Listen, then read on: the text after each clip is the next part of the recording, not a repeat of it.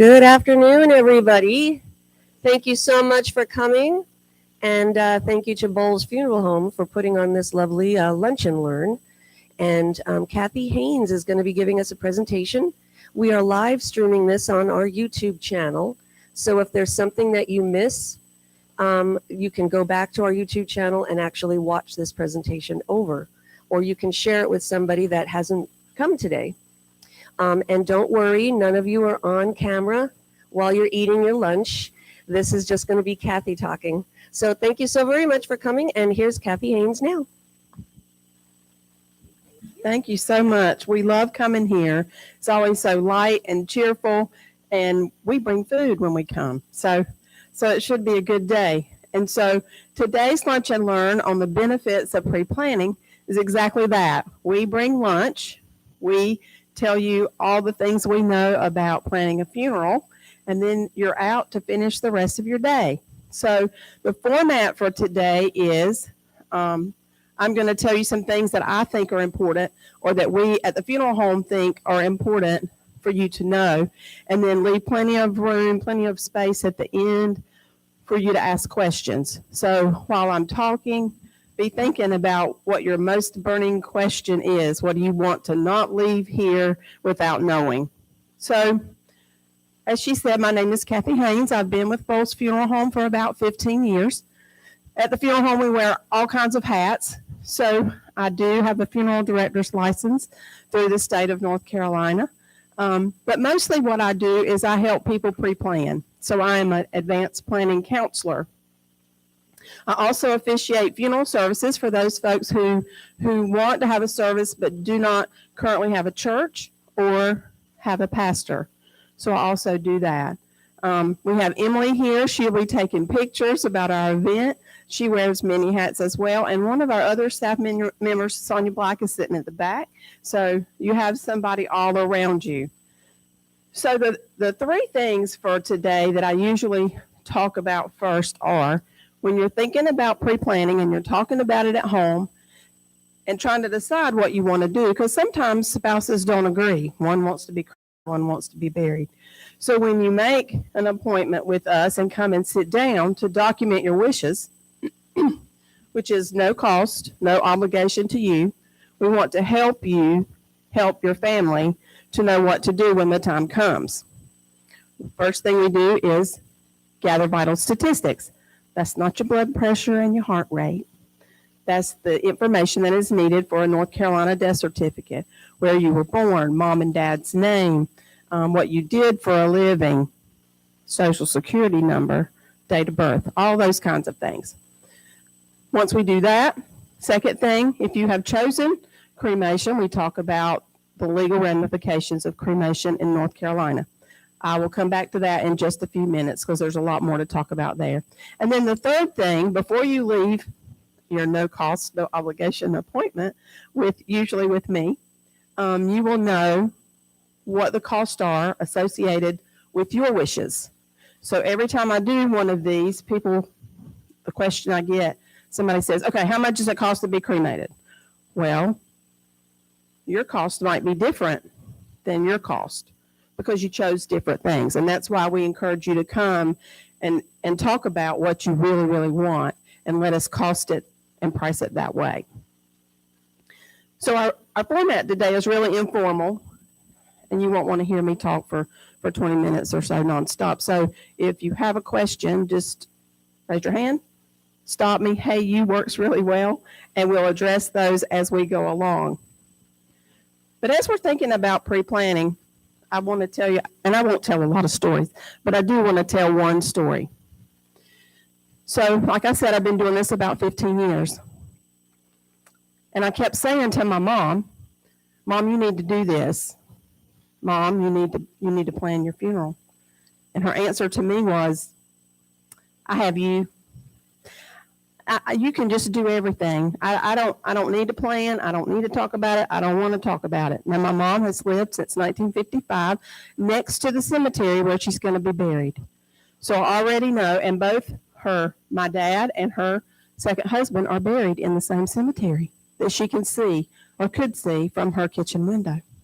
So I knew where I was going to where I was going to put her ultimately, but I needed to know all of the in between. And every time I would say, Mom, let's do this, she'd like, I've got you. And she said, you can plan my funeral, you can pick out everything, you can get me ready, you can play the organ for my funeral, and you can preach too if you want.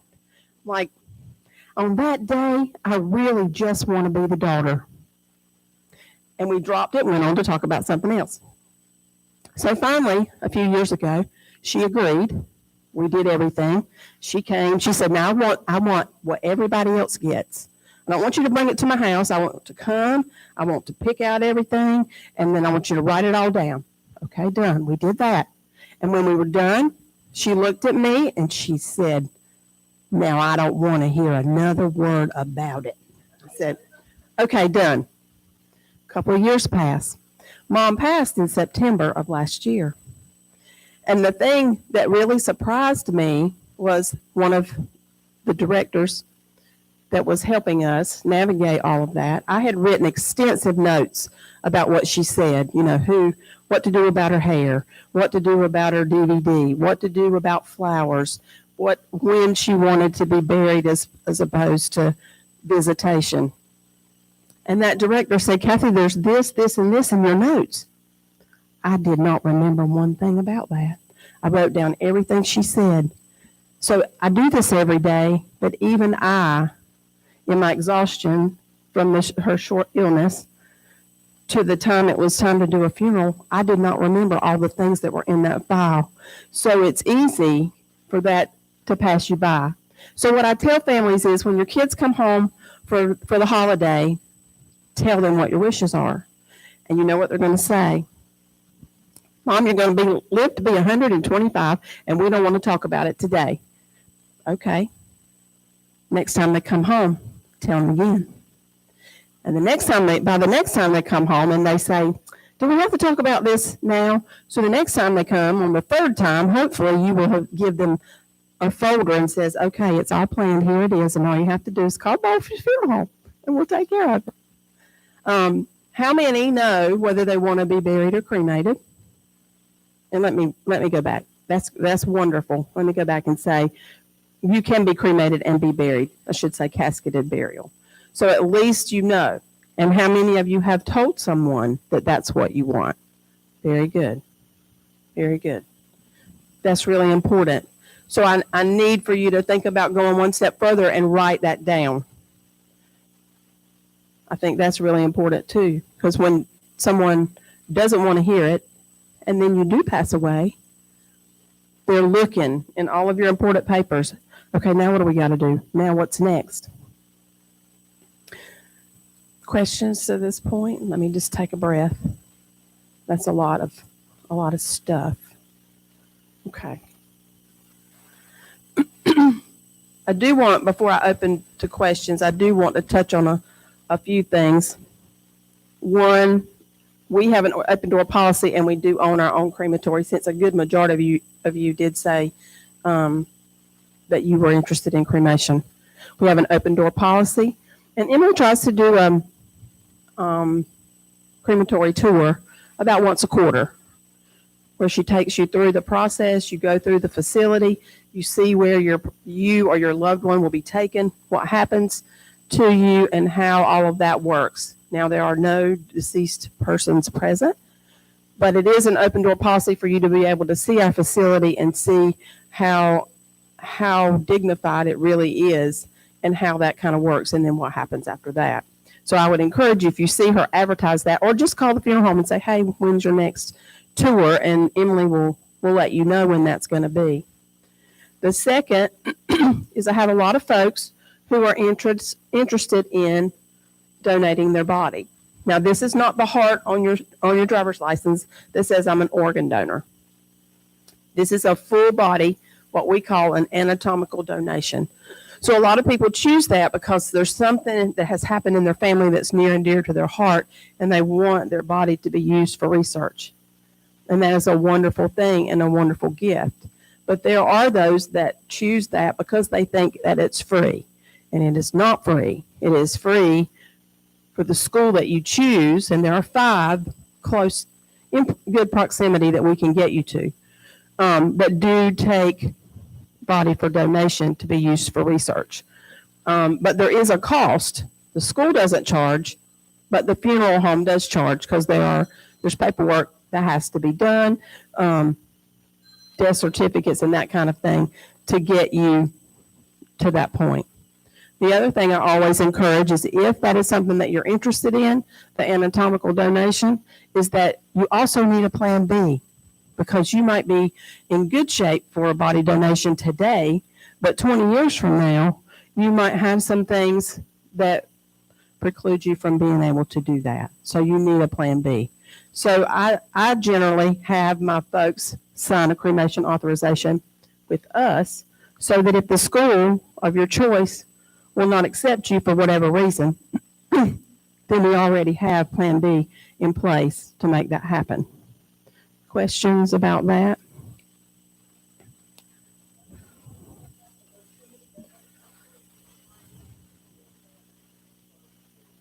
Sure. Absolutely. Yes, ma'am. Okay.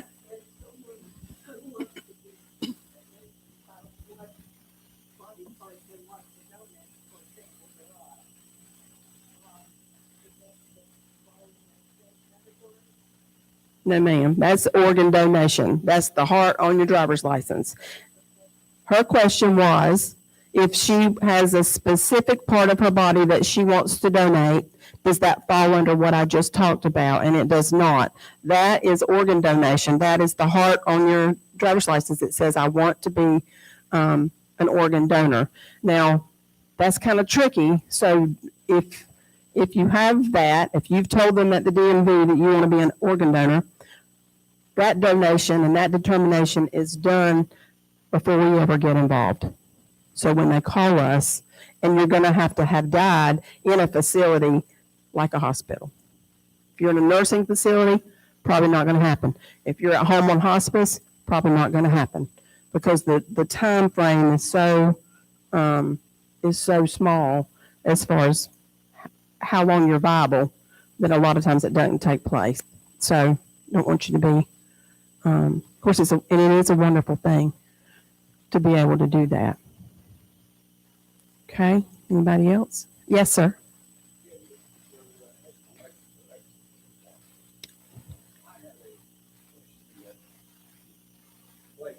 Okay.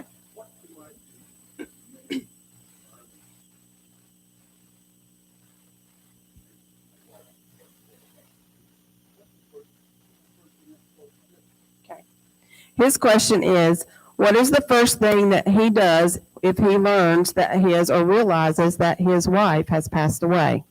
Okay. So if you wake up in the morning and you're a person that you live in the house with, you feel like has passed away, you need to call. If they are under hospice, call hospice. If they are not, or just under the care of a doctor or not, you need to call 911. The funeral home cannot come until someone has pronounced. So if she died during the night, and then you feel like it's been a while, you're like, well, why do I call 911? They can't save her at this point. But somebody, some authority other than us has to come, and they have to call us.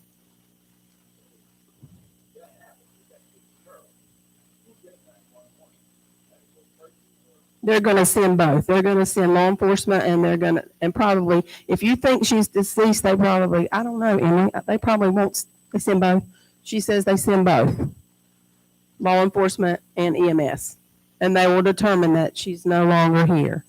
Now, if she's under hospice, you need to call them first, because that's their job to do that. Either way, those authorities will call us. They'll ask you, have you chosen a funeral home? And you're going to say, I'm just picking. Okay.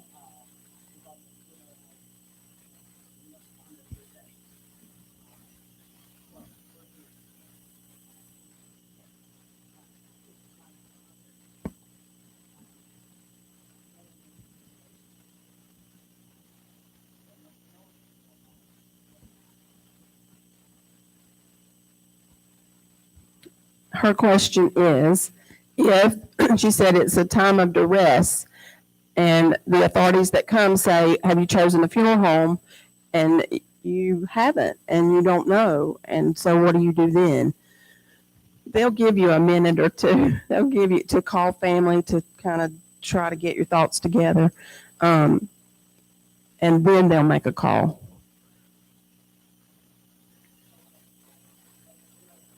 They're going to, well, yeah, you don't want them to stay. Yeah, they're going to do that.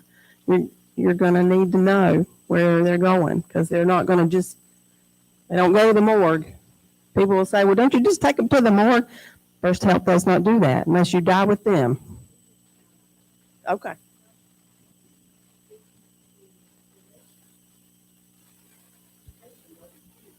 Okay.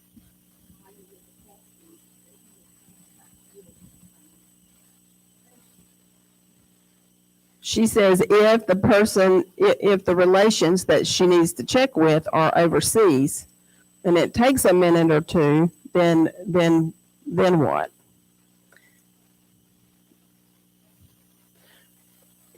You're still going to need to make a decision. So, and it's okay if you make a decision. So if you said take them to Boles, then you talk to family and they say, no, we don't want to go there. We want to go somewhere else. Then that's not a problem. You're just going to owe us for having picked you up.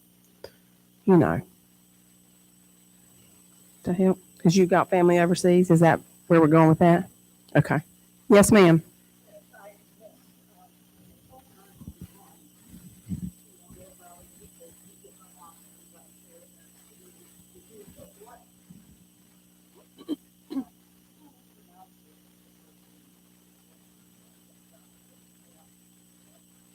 EMS.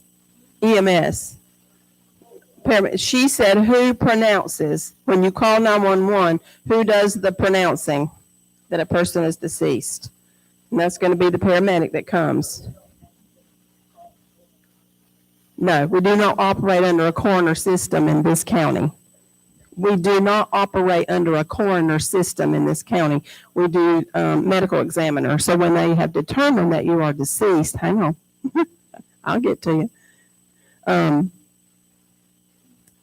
lost my train of thought. We operate under the medical examiner, the state medical examiner. So whoever comes will determine if there's been any foul play or if there's any need for you to be autopsied or any of that. If not, primary care and see if they're willing to sign. Okay. Okay. Did you hear that? She said they won't leave whoever 911 sends, law enforcement, EMS, they will not leave until the body has been picked up from the home. They will not leave a deceased body. Okay. Now, back here. Overseas?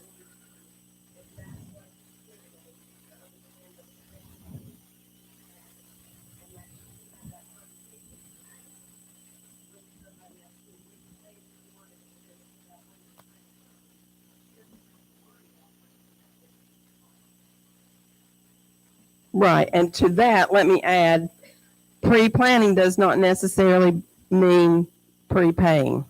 So prepayment is not required, certainly an option. We'd love for you to do that, but if it doesn't fit your situation, then we're going to serve you.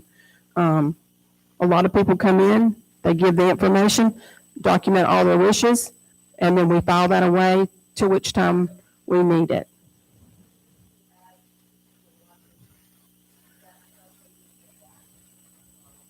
Why did I say what? I just wanted to say the reason why you explained that the benefits of pre-planning will help the woman who was worried about the overseas call. So pre-planning it, you wouldn't have to worry about making that call other than that person, your loved one, has passed away.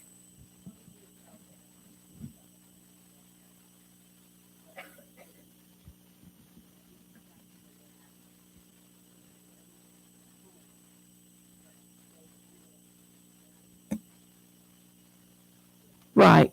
And choosing a funeral home would be one of those things that would need, you're talking about not the deceased person in the military, but family members in the military. That's, yes. Yes, sir.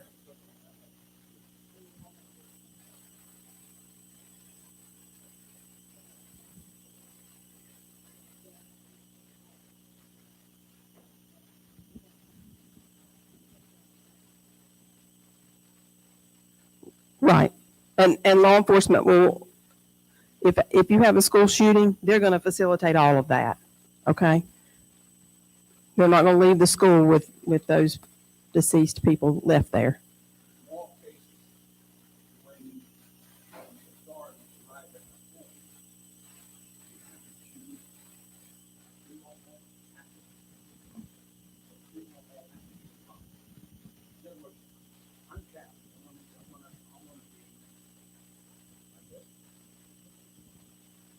Okay, so does a funeral home have to be involved? Okay, so who's going to take care of your deceased body if a funeral home is not involved?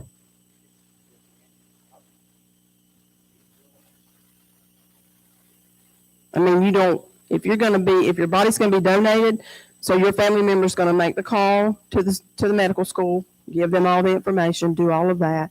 Your family's going to have to file a death certificate, all of that. I would not recommend any of that, really. But and that means you're going to transport your loved one to the medical school. We don't have to take them. I mean, somebody else can take them, but there's a lot of stuff to do. Okay. Anybody else? Yes, ma'am.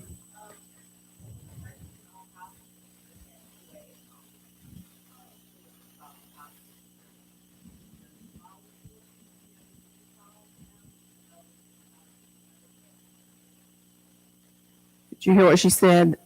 Okay. If your family member is on hospice and they pass away, you call your hospice nurse. She or he will come and pronounce. Her question is, does law enforcement have to be called in that case? And the answer is no. Hospice is allowed to do that. They have the expertise and the credentials to be able to pronounce and then to make the call to the funeral home and have them picked up. Okay? Yes, ma'am.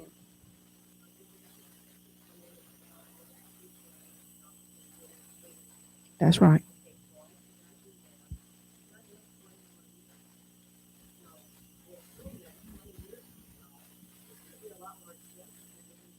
That's exactly right.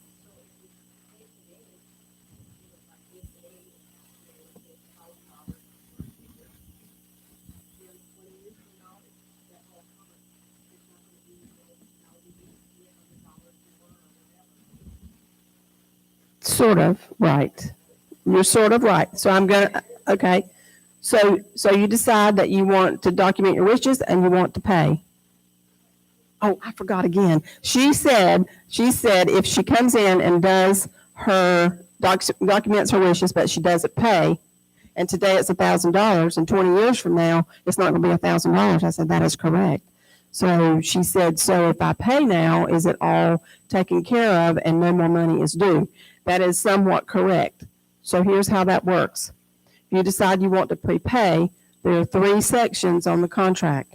The first section is your service package, whether it's cremate you and return you to your spouse, or whether it's a full burial where we take you to the cemetery and bury your casket. Okay? That's your service package, whatever that looks like. The second section is your merchandise. People are like, I don't need any merchandise, but you do. So there's a merchandise section, things in there that would be required to facilitate your wishes. That's your second section. Both of those sections, if you pay in advance, and those are the 2 most expensive sections, are guaranteed. Inflation proof. You live 20 more years. It doesn't matter how long you live or how much our price goes up. Your family does not pay any more for those selections, but they have to stick with those selections. So if you pay for a full burial and 20 years from now, your kids say, Mom's 99 years old and she outlived everyone and we want her to be cremated, that is not guaranteed. Now, you never lose the money that you put in.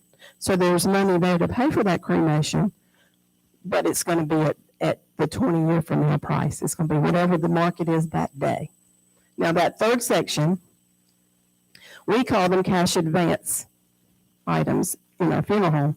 But for you who are not there every day, it's all of the items that we pay to others on your behalf. Death certificates, obituaries, flowers, clergy and musician honorariums, the opening and closing of the grave. We do not own a cemetery. We've got to pay somebody to open that grave. Those are the kinds of things. Those are not guaranteed. You put an allowance as if you were going to pass away tomorrow, what it is today. So there's some money there for your family. And then 20 years from now, whatever it is on that day, we would settle the difference. Does that help? Yes, ma'am.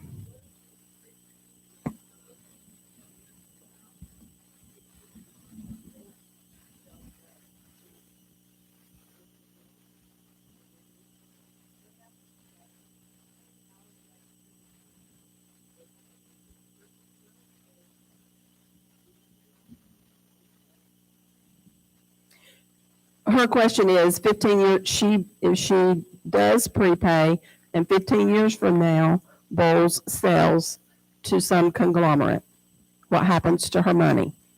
You never lose what you put in, no matter what happens. We're very highly regulated by the North Carolina Board of Funeral Service, and when you pay for your funeral, you also pay a $20 filing fee to the state Board of Funeral Service. That is the filing fee. They have record of everything we do. They have record of everything every funeral home in the state does. They do our audits. We have to report annually what we have on the books. We're not allowed to take your money before you die and mingle it with our operating money, so we have to put that somewhere. They regulate that.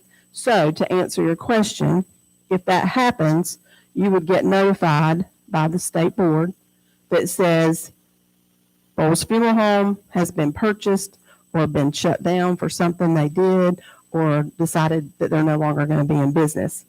Would you like to choose another funeral home for your pre-need, or would you like us to choose one? Now, they're not required to honor our pricing. Okay? We have had it happen to us on the other end. We had another funeral home that closed, and we acquired their pre-need portfolio.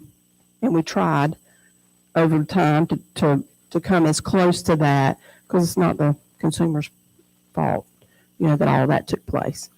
So, but I can't promise you that they will. So there might be some, but you would have an opportunity. You would know. You would be notified that happened. So it wouldn't be like, okay, Mama died, but we didn't know, and we didn't have an opportunity to do anything different.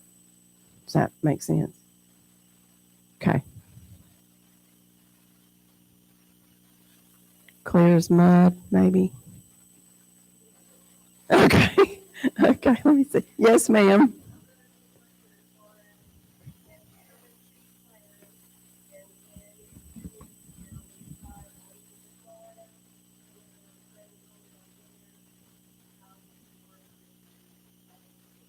Okay. Lynn says if you have a funded pre-need here and then you move to be closer to children, in her case, she's going to Florida. It's transferable anywhere in the United States, but again, here, and it's easy. And I've had families to come back and say we had to transfer so and so, and it went really well.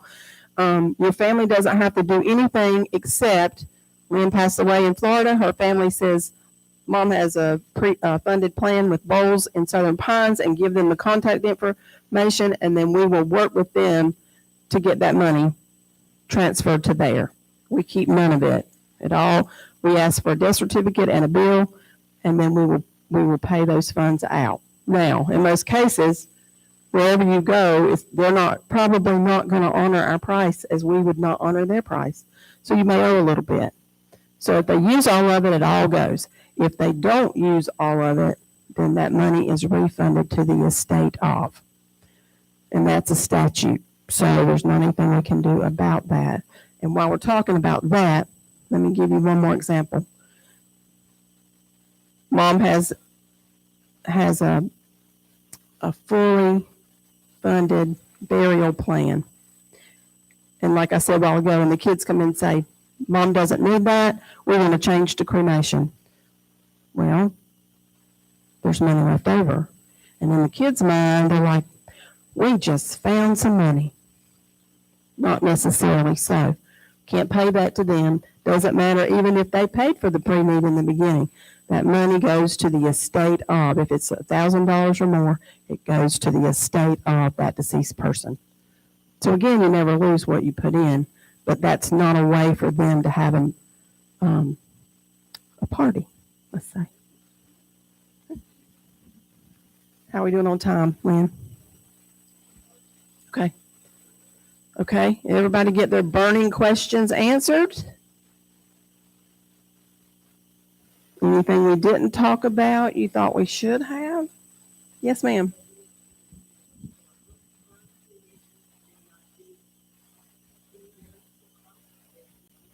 I can give you a range, but I can't give you exactly.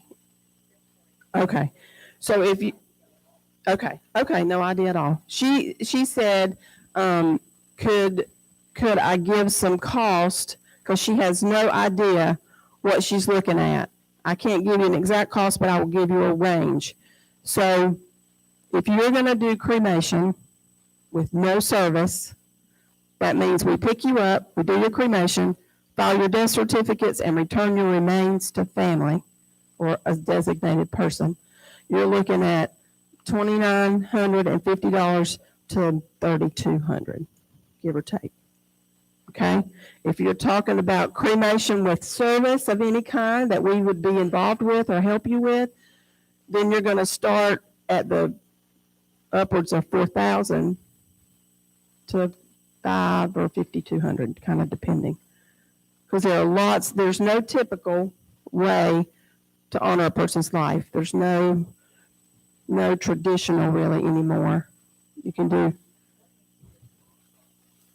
I'm going to answer her question in 1 second. Let me finish. If you're looking at burial, you're looking at about $8,500 and up. Okay, if you're looking at casketed burial.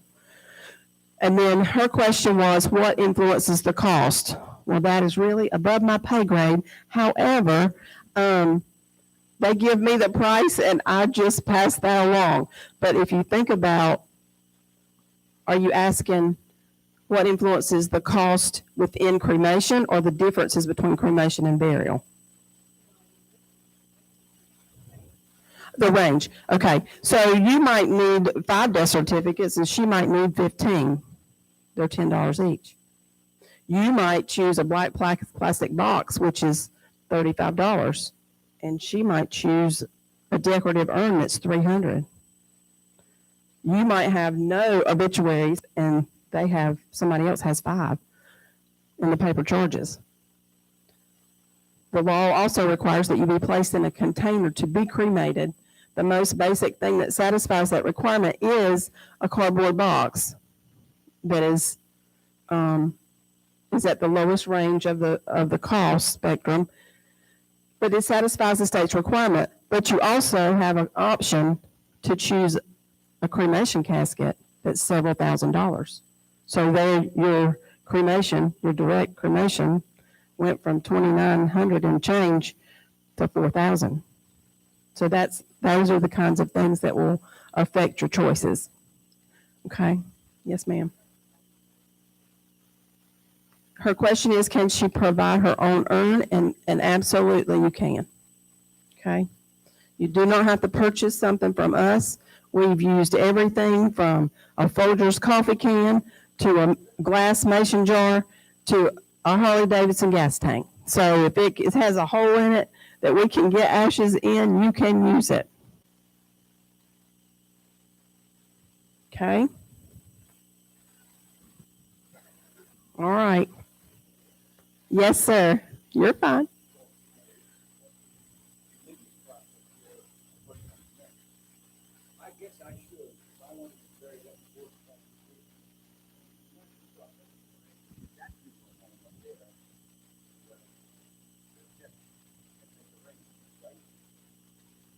Yes, sir. His question was, there's somewhere in New Jersey that he wants to be.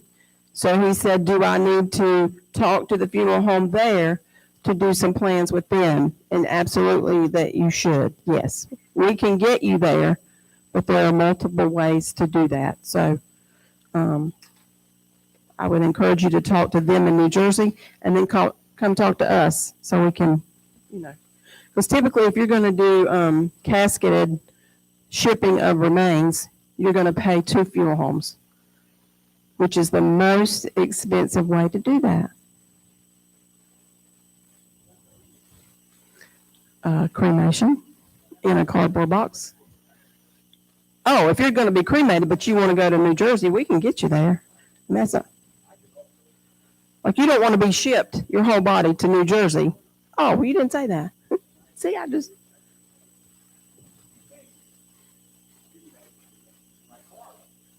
He said, can I carry the cremated remains in my car? Well, not yours, but hers, yes. Yes, you can. Yes, I know. Okay, I felt like I stayed on that end. Anything down here? Everybody good? More than you ever wanted to know about planning a funeral? Yes, ma'am.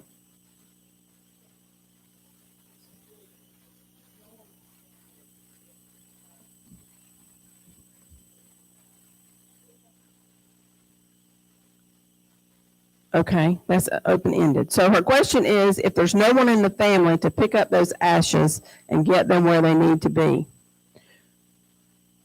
Several scenarios come to mind. The funeral home does not store ashes. 7 days, and then they need to be picked up.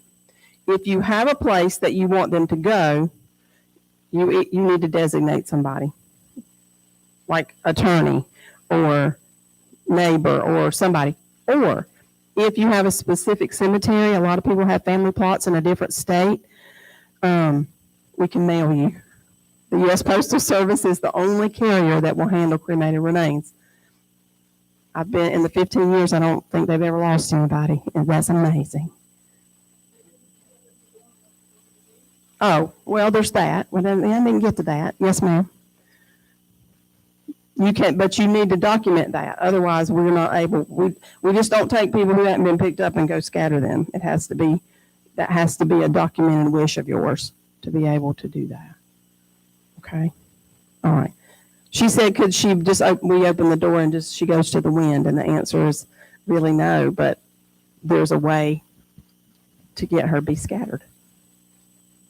Okay. Yes, ma'am.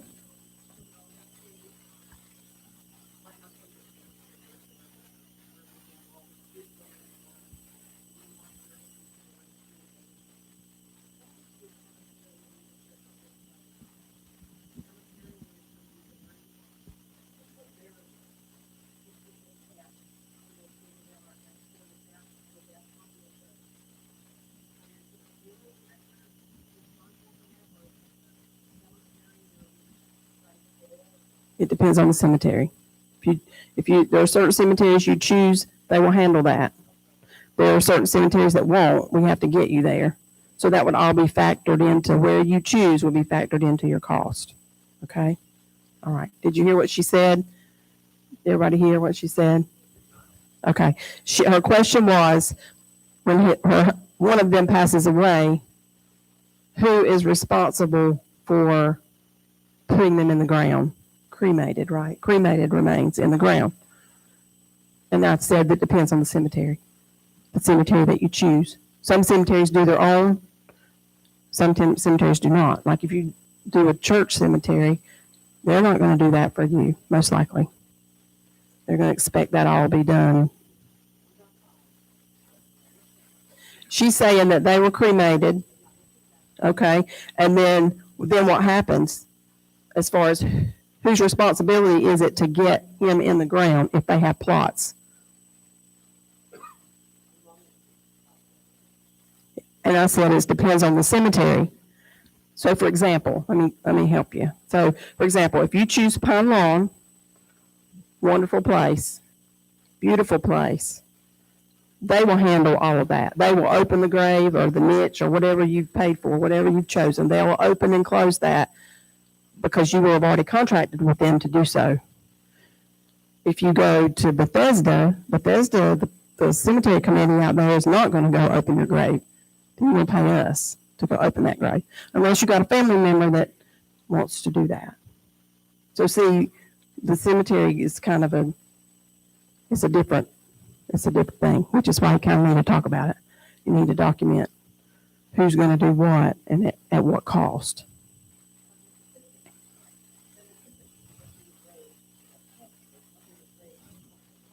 Absolutely. She said there's a difference in opening a grave for a casket and opening a grave for a cardboard box. And the cost reflects that as well. It's not as expensive to open the grave for the urn as it is. But I cannot speak to the cost for the cemetery. When people say, well, how much does a plot cost? I have no idea. It's a lot. That's all I know. I would encourage you to do that as well. Okay? Okay.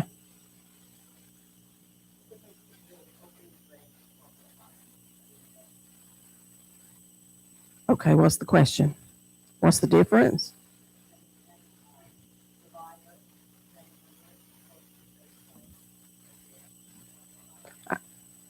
No, I'm not going to say that. Her question is, what's the difference in opening the grave for to put a cardboard box in and scattering it on the grave? There again, it depends on the cemetery. The cemetery's not going to tell you that you can, probably. And I'm not going to tell you that you can. Okay. Okay.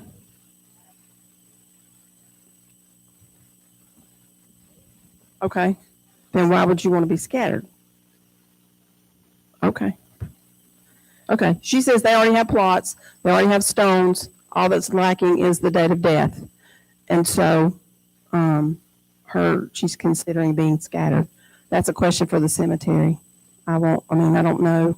I can't quote you statutes and laws and that kind of thing about where you can scatter, because that's the next thing. Usually people ask, can I scatter? And I say, well, 85% of my golfers are going to number 2, but I don't need to know that. So, so do what you need to do. Just don't tell me. I don't know.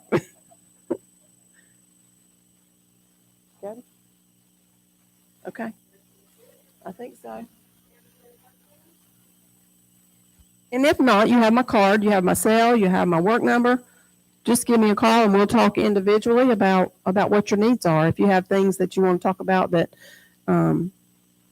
like people don't usually like to air their laundry, their family laundry in a group setting. So I get that.